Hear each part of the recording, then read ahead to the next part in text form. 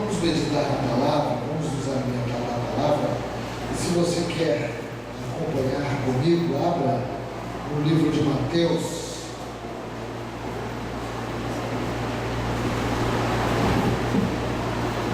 Eu tenho pensado neste Sermão do Monte, capítulo 6. Não tenho procurado nenhum comentário bíblico para estudar esse texto. Tenho lido livremente, com o meu coração aberto, buscando alimento para a minha alma, de acordo com as minhas carências. Capítulo 6, verso 25.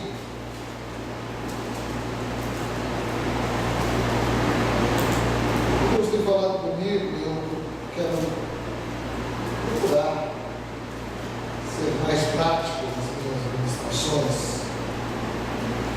atualizar melhor o que Deus quer falar através de mim. Capítulo 6, verso 25.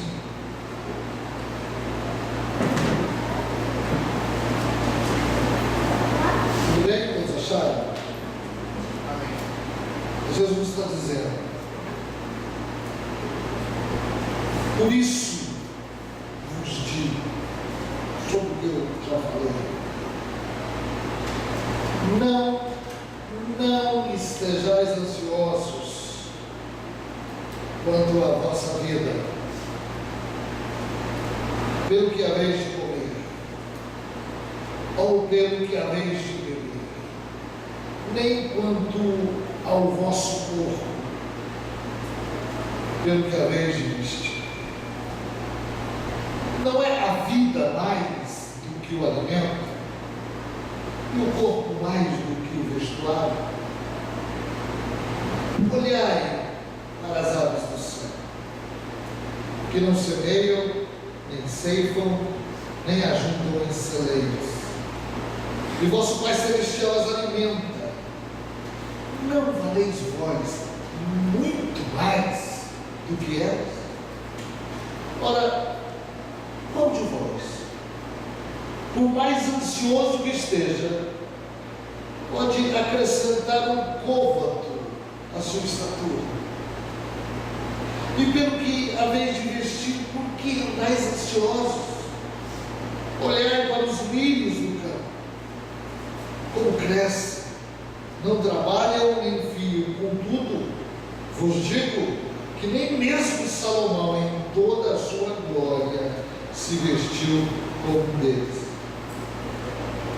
Pois, se Deus assim veste a erva do campo, que hoje existe, e amanhã é lançada no forno, quanto mais a vós, homens de pouca fé, de pequena fé.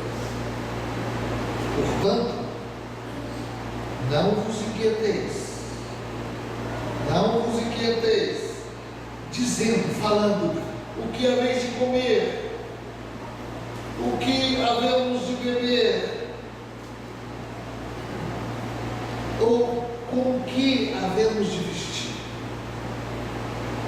Pois a todas estas coisas os gentios procuram. Porque o vosso Pai Celeste sabe que precisais de tudo isso.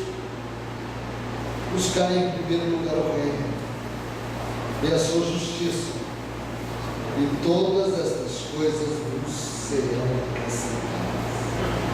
Não vos inquieteis, pois, pelo dia de amanhã, porque o dia de amanhã cuidará de si mesmo. Basta cada dia o seu mal. Verso 7 do capítulo 7.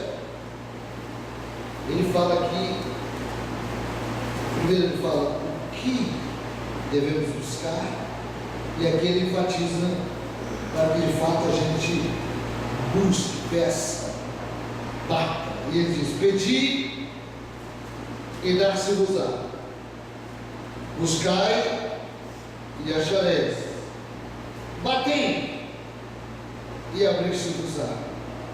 Pois tudo o que pede, recebe, que busca, acha, e o que bate, abre-se-lhe-á. Ou qual dentre vós é o homem que, se o filho lhe pedir pão, lhe dará uma pedra? Ou se lhe pedir peixe, lhe dará uma serpente? Se vós, pois, sendo maus, sabeis dar boas dádivas aos vossos filhos, quanto mais o vosso Pai, que está nos céus, dará boas coisas aos que lhe a pedirem. Portanto, tudo o que vos quereis que os homens vos façam, fazei também vós a eles, porque esta é a lei e os profetas. Vamos orar? Querido Deus, amantíssimo Senhor, no nome de Jesus, nos voltamos e nos aproximamos de Ti agora, com temor e tremor, com o nosso coração tenro, quebrantado, diante da Tua grandeza, da nossa imperfeição e da Tua maravilhosa presença.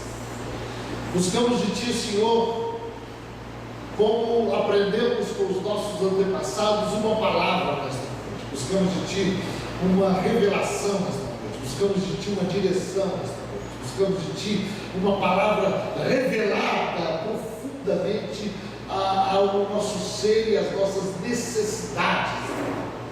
Buscamos de Ti, Senhor Jesus.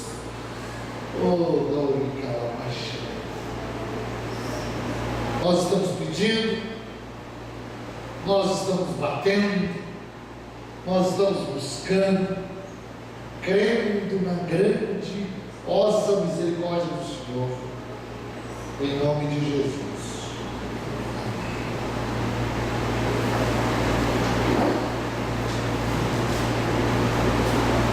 Hoje existe uma corrente nas igrejas, principalmente as igrejas que têm um compromisso mais sólido com a palavra de Deus, com a teologia, em buscar um entendimento sobre uma matéria que foi muito utilizada, que se chama espiritualidade. Hoje nos institutos bíblicos, nos seminários, nos mestrados, nos doutorados, essa matéria tem sido apresentada para que ela venha a trazer ao nosso coração uma renovação no nosso entendimento, para que nós venhamos a compreender melhor esta relação que existe entre o homem e Deus, na centralidade de Jesus Cristo. Hoje é um desafio enorme nós nos encontrarmos com Jesus e com as palavras que Ele pronunciou. Esse desafio é tão forte e é tão impactante que a maioria dos pregadores tem fugido de Jesus. É muito comum você ir em igrejas e ouvir mensagens que nem se fala de Jesus, mas se apresentam textos e promessas retiradas do contexto do Antigo Testamento, mas não trazendo Jesus à centralidade. Logo, a colaboração que esta verdade tanto fez no passado, levantando homens como os homens de Deus, homens santos e profetas, em épocas diferentes, quando eles começaram a entender as questões da religiosidade e buscando trazer de volta ao povo a palavra. Então, o que tem acontecido no decorrer dos séculos é a igreja se distanciando da palavra, e Deus então levanta homens dele, mulheres dele, para trazer de volta o povo à genuína revelação da palavra de Deus. Foi isso que aconteceu com a reforma protestante. A igreja havia se distanciado tanto que nem se conhecia mais a Bíblia. Então, a reforma veio exatamente quando veio se conhecer as Escrituras e se enquadrar nas Escrituras. Então nós percebemos hoje um distanciamento muito grande.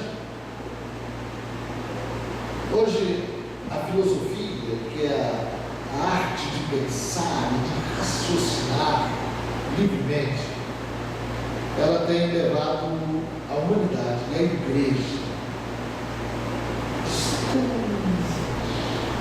daquilo que realmente a palavra de Deus está nos dizendo. E uma filosofia muito forte que hoje introduziu-se é o humanismo. O humanismo é o seguinte: é uma visão filosófica que tem como centralidade o homem. Então, qual é a malignidade desse entendimento? Tira os olhos do homem, a visão do céu, da eternidade, de uma estabilidade a médio e longo prazo, e busca dar ao homem a ênfase sobre o presente. É mais ou menos o que aconteceu na nossa economia com o governo aqui reinante. O PT, ele é muito bom em gastar o dinheiro dos outros, né? Então o que aconteceu? Tirou a visão da estabilidade e colocou a visão do momento. Então no momento eu posso pegar todos aqueles recursos e fazer o que eu quiser com os recursos. Mas ainda quer. Então a palavra de Deus, ela quer focalizar o nosso coração. E a palavra de Deus, eu estou me referindo ao verbo de Deus, que é o próprio Senhor Jesus, numa vida que realmente funcione, numa vida que realmente desloque o nosso entendimento simplesmente do presente e nos leve a semear ao presente, e também semear a médio e a longo prazo.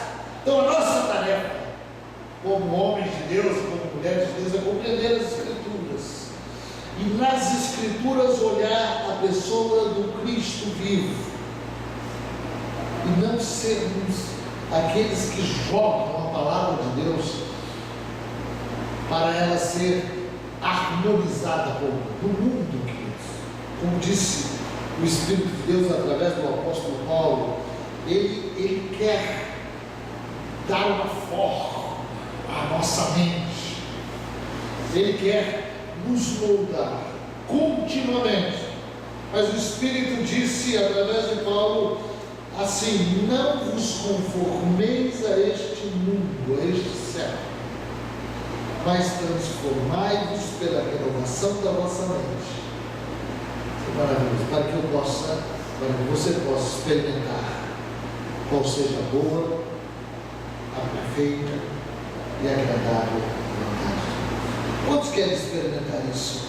Digam amém, Jesus. Amém. Queridos, a palavra de Deus proferida por Jesus, sendo Ele não só falando, mas vivendo Jesus. Ele é a vida, não só de conversa, mas a vida encarnada, a prática excepcional do ser. Jesus, ele tem muito que nos orientar. Então ele procura traz-nos nesta noite, pelo Espírito de Deus, eu penso, creio, que nós precisamos observar algumas palavras de Jesus mais de perto, por causa dos desafios de uma espiritualidade para os dias de hoje. Espiritualidade é uma palavra que Jesus nunca preferiu, uma palavra cunhada teologicamente, mas hoje se usa em qualquer segmento.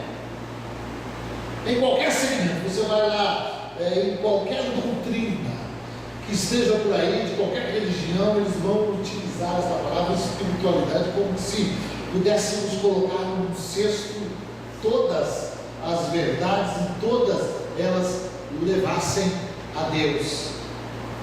Mas Jesus, ele caracteriza e se caracteriza como uma só verdade. Então nós vamos aqui perceber aqui alguns desafios que ele nos propõe neste texto. Veja se isso serve para você. Para mim tem servido. Primeiro desafio: não estejais ansiosos quanto à vossa vida. Diz aqui o verso 25. Ansiedade tem como sinônimo preocupação. O que Jesus está dizendo aqui: não fique ansioso, preocupado, centralizado em si mesmo. É tão interessante isso. Eu conheço muita gente, e a maioria das pessoas, desculpe, tem um psicólogo aqui, a maioria dos psicólogos que eu conheço que fazem psicologia são extremamente problemáticos. As suas exceções. Ele já faz psicologia para se curar. Então eu vou me curar. Eu não sou contra a psicologia, eu acho interessante o curso de psicologia, mas o que eu quero dizer é o seguinte: a psicologia, ela excessivamente leva o homem, a mulher a centralizar-se, a investigar, a se colocar no centro. É tão sério isso, porque Jesus está falando um ponto muito interessante. Ele está dizendo que eu não devo andar ansioso pela minha própria vida, preocupado com a minha própria vida, mas também está dizendo que se eu centralizar a minha vida, eu vou ficar inquieto, ansioso. Isso aqui é muito sério. Então ele está dizendo: não. Quantas coisas mexem com o nosso ser? Onde está a nossa preocupação? Eu te pergunto, aonde está a tua preocupação? Eu me pergunto isso também. O que a gente pensa no dia a dia? Minha vida? A minha vida?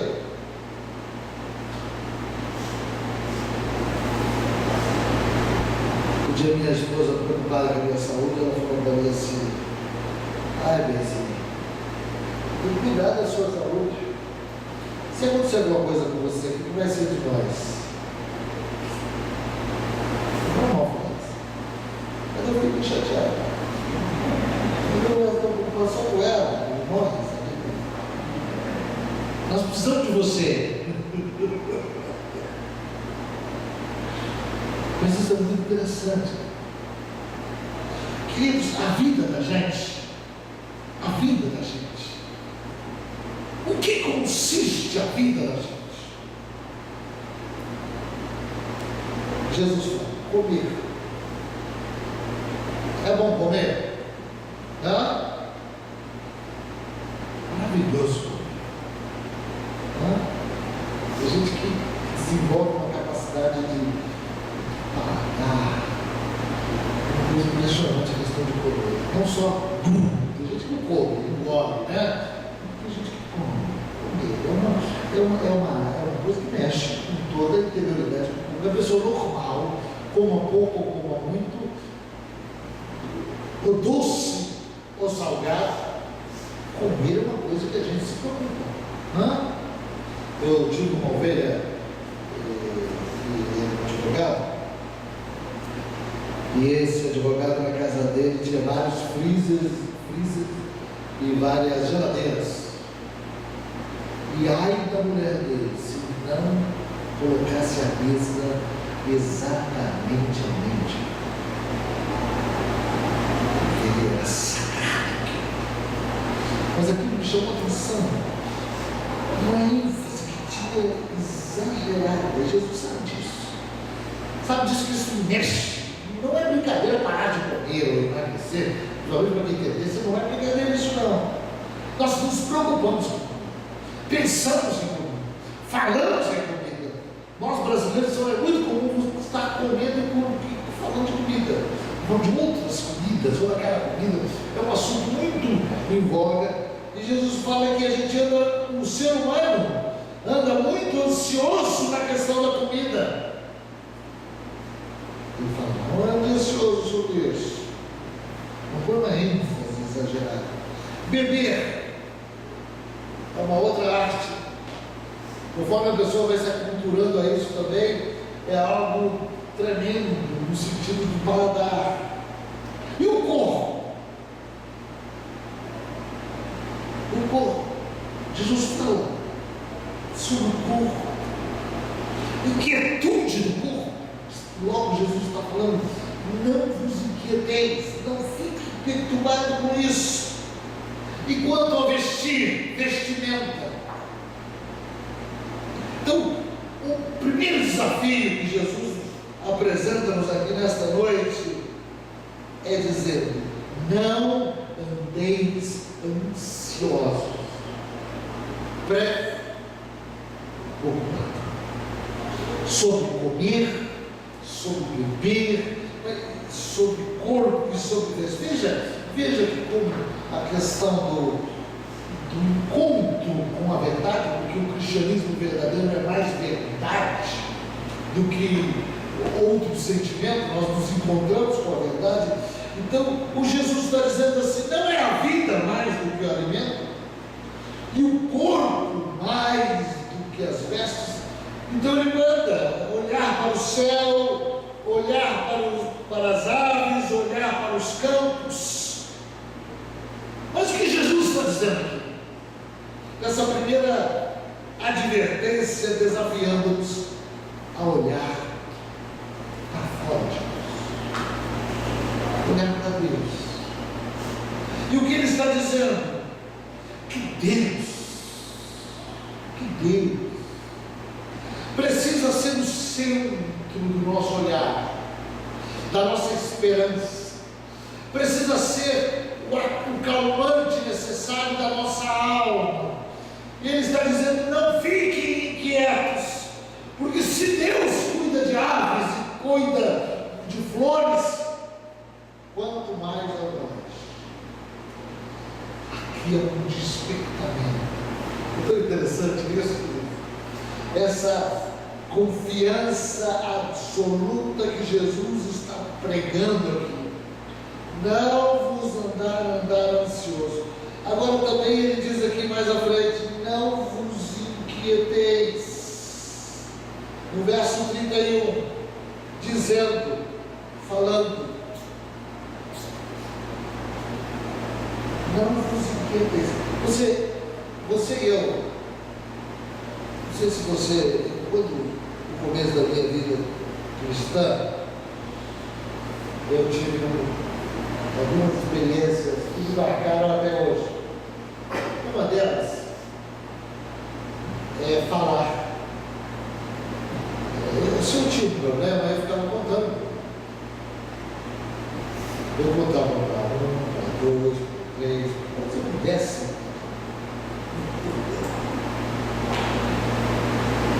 Aí eu descobri que inquieta a proliferação das palavras traz piores consequências. Eu aprendi que eu preciso colocar a minha causa diante de Deus. Que não adianta ficar falando, porque isso vai me trazer perturbações para mim mesmo. Então eu preciso, como ordem de Deus aqui, não me inquietar. Fala comigo. Deus não quer que eu fique inquieto. O que Deus quer? Que a minha palavra seja uma palavra de confiança. Porque aqui no verso 31 ele diz que os gentios é que procuram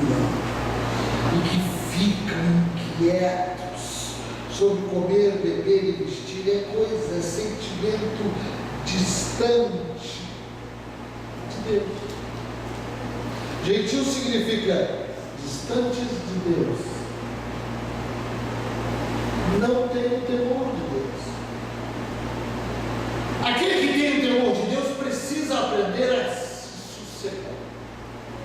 Não é próprio ao homem de Deus e à mulher de Deus se inquietar, ficar agitado sobre comer, beber e vestir. Outro ponto desafiante aqui é que Jesus diz: o vosso Pai sabe que precisais de tudo isso.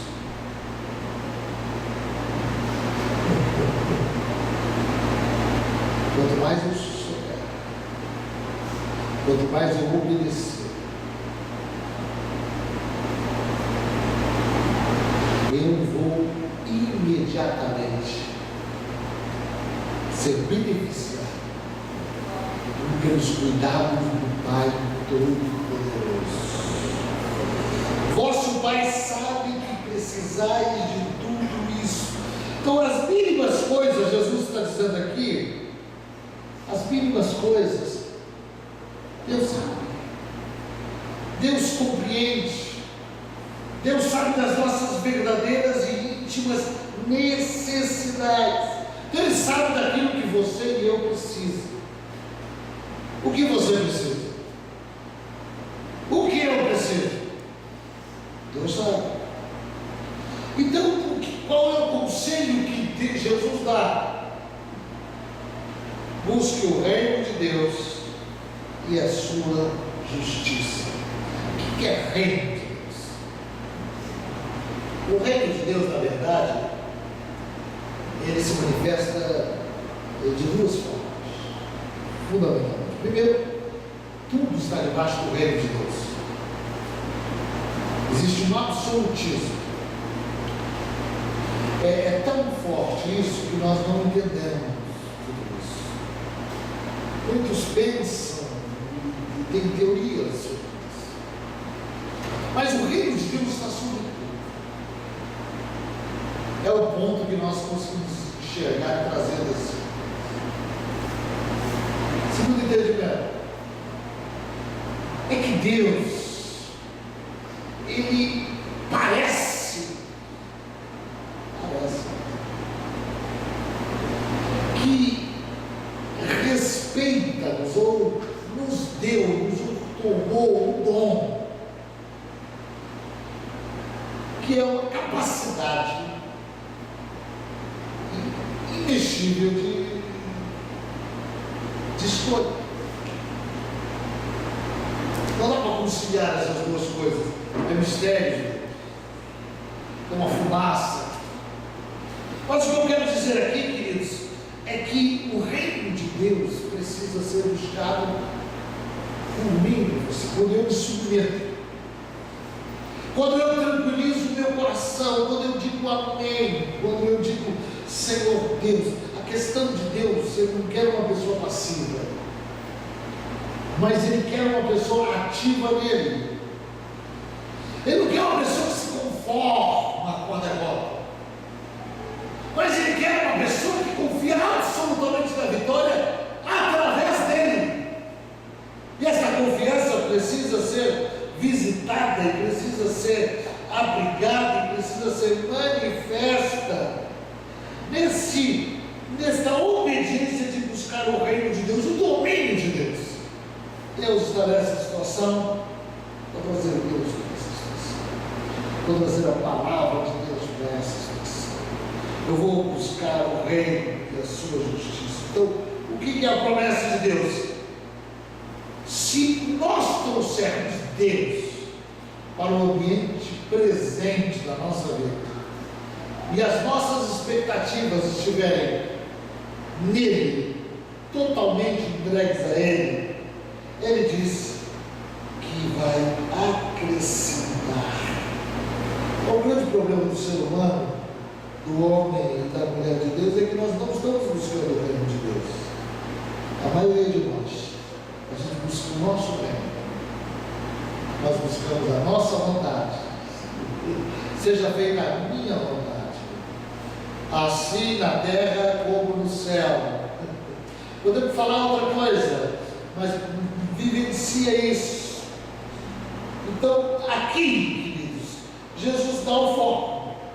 Busque o reino de Deus. Deixa Deus entrar nas mais segmentos, os maiores segmentos da sua vida. Aí que entra essa questão aqui: pedir, buscar e bater. É necessário essa interação aqui de ações. Deus quer que a gente peça o reino dele para o nosso ser, para a nossa vida, o domínio dele, para o vestir, para o comer, para o andar. Ele quer ter o domínio sobre tudo. Então ele diz: você deve pedir isso, você deve buscar isso, você deve bater isso. Porque se você fizer isso, ele está dizendo, você vai receber. Se você bater, abrir-se-vos-á. Se buscar, achareis. Se bater, abrir-se-vos-á. Queridos, o reino de Deus é a harmonia perfeita de todas as coisas. Existem, é operacional, é favorável a você, é o caminho certo da vida. Glória a Deus. Glória a Deus. Isso é maravilhoso. Então, aqui está dizendo que Deus, Ele não se preocupa com o que você está dizendo. Você acha que Deus vai lhe dar o que você não necessita? É isso que a palavra de Deus está dizendo. Qual dentre vós, se o filho pedir um pão, me dará o papel? Uma das coisas mais interessantes, quando a gente é uma criança, Igor, você já deve ter pensado sobre isso. Como é gostoso? Como é gostoso a criança vai crescendo, ela pedir um sorvete. Não sei se você é tão controlado assim, mas eu acredito que você vai dar um sorvete. Eu não vou dar. Imagina que é um filho assim que não pode comer nada. Ele vai olhar ali, ele vai passar ali, ele vai estar andando no shopping, a criancinha, daí ele vê as pessoas tomando sorvete. Se você tiver fome, vontade de comer um pão de queijo. É interessante. Sabe que você vai dar um pé? Toma, filho. Se pedir um alimento, vai dar uma roupa. Ele diz assim, Jesus fala aqui, vocês são maus. Vocês são maus. Mas sendo maus, vocês sabem dar boas dádivas aos vossos filhos. Quem lembra aqui do Antônio Carlos Magalhães? O apelido dele era Toninho Malvadeza, uma coisa assim, lá na Bahia. Era terrível. O histórico dele lá, as conversas dele, não sei se são verdade, mas são de coronel que fazia coisas terríveis. Ele tinha um retrato no gabinete dele, não é? O gabinete dele, como senador, normalmente tem o retrato da pessoa, mas o retrato dele era um dos filhos. Só um dos filhos. Ele só tinha um retrato de um dos filhos dele. Quando ele ia fazer uma promessa, e quando ele ia fazer um acordo, quando ele ia cumprir o acordo, ele falava em nome do meu filho. Ele era tão malvadeza que para ele só tinha filho. Mas mesmo o Toninho malvadeza sabia dar boas dádivas ao seu filho. Amar filho não é nada para ele porque é normal. Não é? Só uma pessoa louca, desequilibrada, não ama o filho. Teu filho, sua filha saiu de você, saiu da sua esposa, é algo extraordinário. Mas mesmo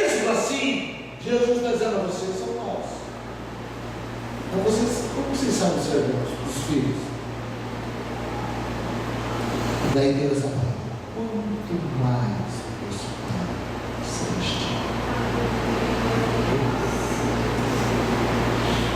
Queridos, como é difícil tomar decisões. Como temos que tomar durante o dia dezenas de decisões. Como nós precisamos urgentemente ver as coisas de forma como Deus vê. Então aqui nós nos encontramos com Jesus. E Jesus aqui está nos dizendo que o Pai requer de você uma aliança absoluta, um compromisso inabalável com o seu reino e com a sua justiça. Ele diz: todas as outras coisas vos serão acrescentadas. Quer dizer assim, tudo que está no teu coração, no mais íntimo do seu coração. Eu li um livro há uns anos atrás, e vou contar como revelação. A gente conta como revelação e não fala que é isso, vai ser assim mesmo, mas foi interessante. A pessoa foi arrebatada, foi no céu.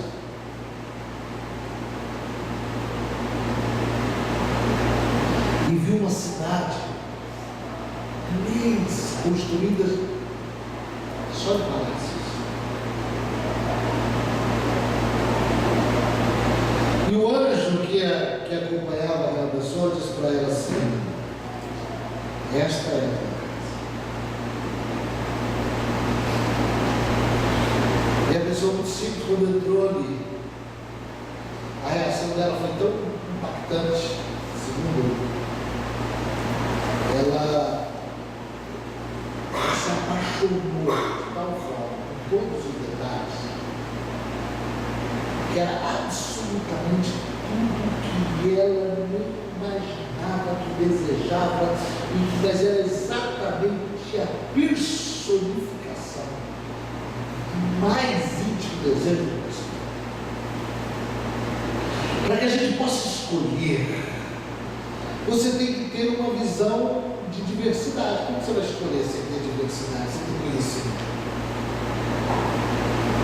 Mas Deus tem reservado para nós isso que nos deixa desafiantes dessa coisa. De repente a gente quer uma coisa, mas o leque de Deus é muito maior, correspondente ao desejo do nosso coração, que nós nem conhecemos, visto que somos voláteis, nós migramos para vários sentimentos. Hoje nós estamos assim, amanhã nós estamos assim. Uma palavra, você já percebeu quando alguém fala mal de um outro?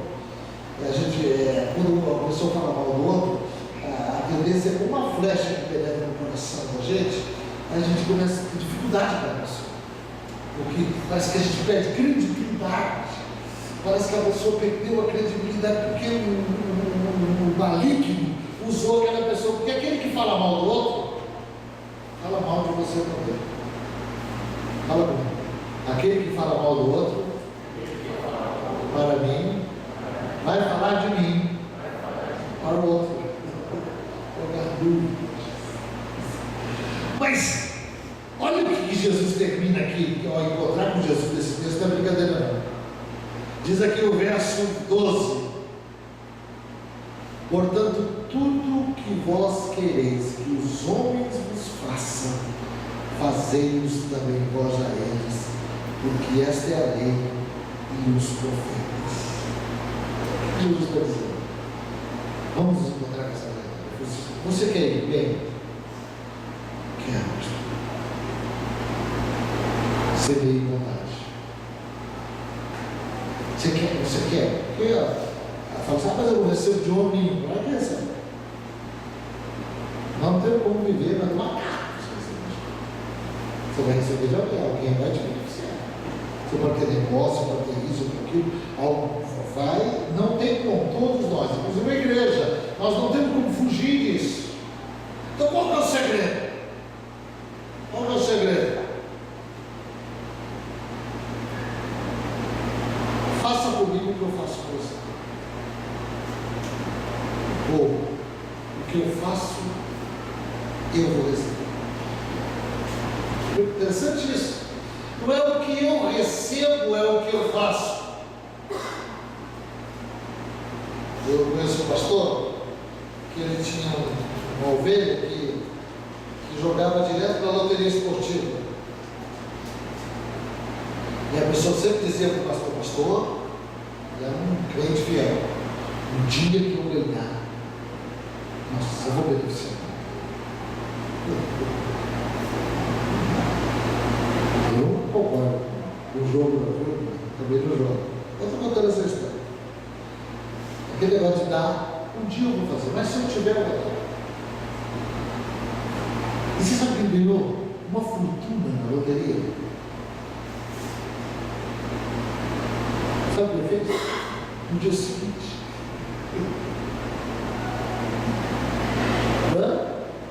largou o pastor, largou a igreja, largou a mulher, largou tudo.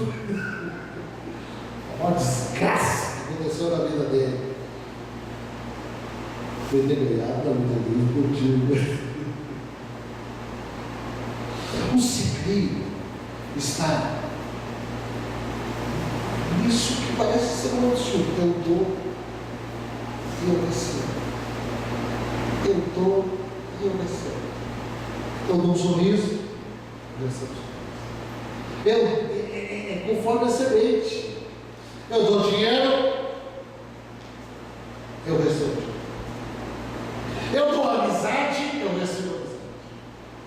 Eu dou fidelidade, eu recebo fidelidade. Então a nossa vida, ela está entrelada, está ligada a Deus, no exemplo da centralidade de Jesus e com os nossos irmãos. Então a questão é: o que eu posso fazer? Queridos, espiritualidade é uma dependência absoluta de Jesus na correspondência dos desafios da sua vida.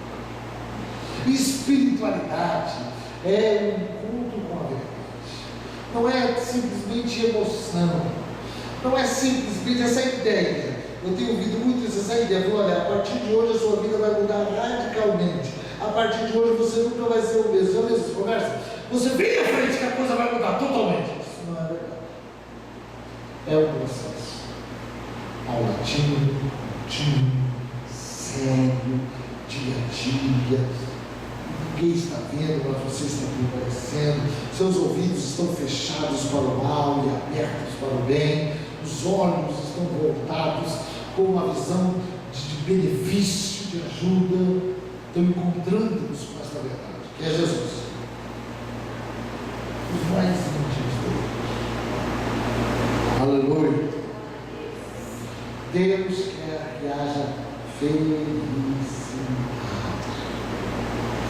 Deus não quer que você fique inquieto. Não fique inquieto. Não fique preocupado. Não fique angustiado. Não fique. Se você estiver disposto a jogar toda a sua vida